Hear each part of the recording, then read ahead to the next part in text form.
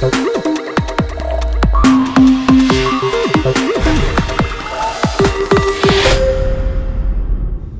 guys, it's Virtus, and before I start the video, I just want to thank all you guys who have been watching my videos and leaving all this positive feedback. It's really helping me improve my videos and hopefully getting some content that you guys like. Now today, the game isn't really about me. There is a little bit of showcasing it how to play a little bit better in your Is7, but the star of the show today is mainly our T30 driver on my team. His name is Chrismasterski. And in the end game, he is really our Rockstar teammate that saved the game for me. Now, we're on Winter Malinovka, and I am driving the Is7. Now, looking into this matchup, it is extremely favorable, as the Is7 is probably the most dominant tank at the windmill, alongside maybe the T123 and the T62A. Now, the enemy team does not have any really powerful tanks at the windmill except for the T54 and the STI, but since I'm driving a tier 10 and they're only in tier 9s, I'm able to bully them. The enemy top tier platoon are in mediums without really strong turret armor, and turret armor is something that you really need at the windmill if you want to fight successfully and dominantly. And a good turret is exactly what the Is7 has. It is probably has the strongest turret in the game, and it is almost impenetrable. It's in fact impenetrable by most AP rounds, and most heat shells and APCR shells even have trouble going through this thick armor. Now, a little bit of lag there, sorry about that. But as you can see, in my Leopard 1 mini guide, I showed that there's a good spot right here on the other side, and if you're spawning from the south, there's also a good spot that I'm taking up right here. Now, these guys up front, in front of me, is not what you guys should be doing. This ISA is showing his unangled pike nose, and he is wide in the open for everybody to shoot him.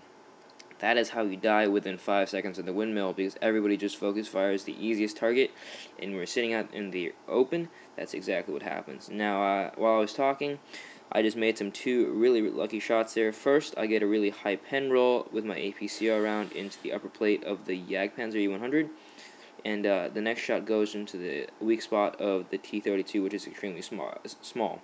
Now, there is another lucky shot into the STI's cupola, which is usually impenetrable, as it is so small of a target.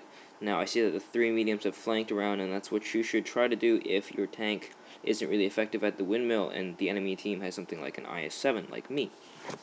Now, I make a nice snapshot on the T54, taking him out, but this range isn't really where the Is7 excels. In fact, it's quite terrible at this range, as the gun's long aim time, as well as its poor accuracy, does not allow it to hit small targets like a moving E50M's turret.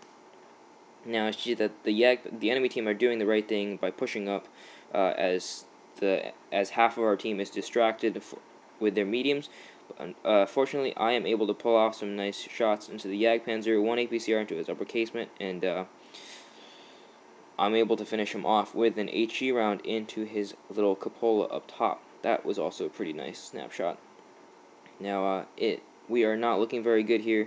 I turn around to try to get some shots in the mediums, but I decide that it is not the best thing for me to do. Even though I'm leaving my platoon mate, I am trying to win this game, and I'm really sorry.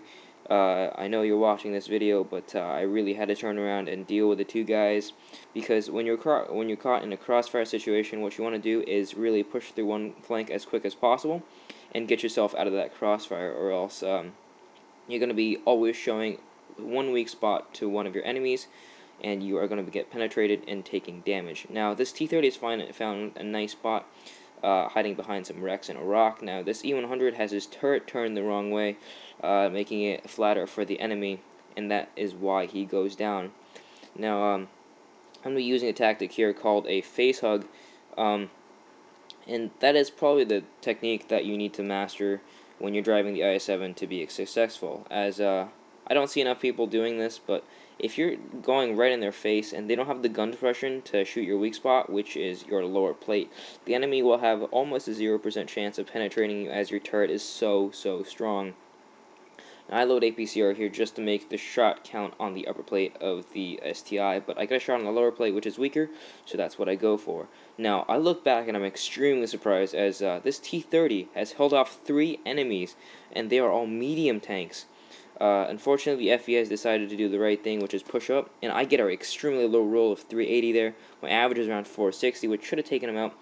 But there's another surprising thing. I was cheering this guy on at this point, as he just took out the E50M and the Centurion all by himself, and that is what allowed us to win the game, as I put my last shot into the FE4202.